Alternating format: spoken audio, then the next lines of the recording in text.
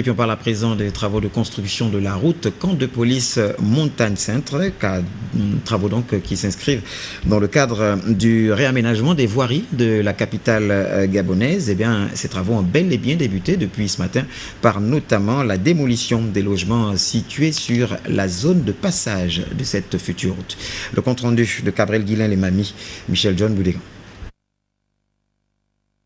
La destruction de ces logements situés au camp de police s'inscrit dans le cadre de l'aménagement des voiries et bassins versants. Ici sera construite une voie allant du camp de police au quartier Montagne-Sainte. Il s'agit d'une opération de démolition de tout le cadre bâti, c'est-à-dire de toutes les constructions et éventuellement de tout ce qui est culture, arbres fruitiers. Évidemment, cette opération fait un préalable qui a été arrêté avec les populations, notamment de leur verser une indemnisation. Celle-ci a été faite depuis courant février. Et en termes de délai pour laisser libérer les emprises, ça a été arrêté conjointement avec les populations jusqu'en fin juin. Une opération de démolition qui a été mal perçue par certains résidents surpris de l'arrivée des engins du génie militaire. Selon certaines personnes rencontrées sur les lieux, le retard de leur départ est traduit par le manque de zones de relogement.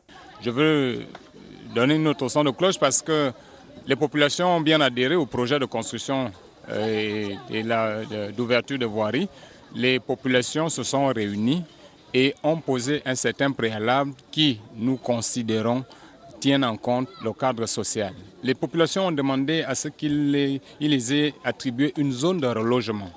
Et cela n'a pas été fait. Pourtant, toutes les populations avaient déjà été indemnisées depuis plusieurs mois. Depuis 6 mois, nous avons travaillé en étroite collaboration avec le ministère, les populations et le député que je suis, pour justement préparer le départ de tout le monde.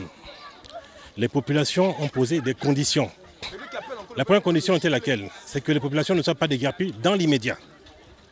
Le ministre, en concertation avec les populations et le député, nous avons dit aux populations qu'elles seront déguerpies à la fin de l'année scolaire. Donc, fin juin, début juillet. Les populations étaient d'accord. Et les populations ont revendiqué sur l'évaluation de leurs biens.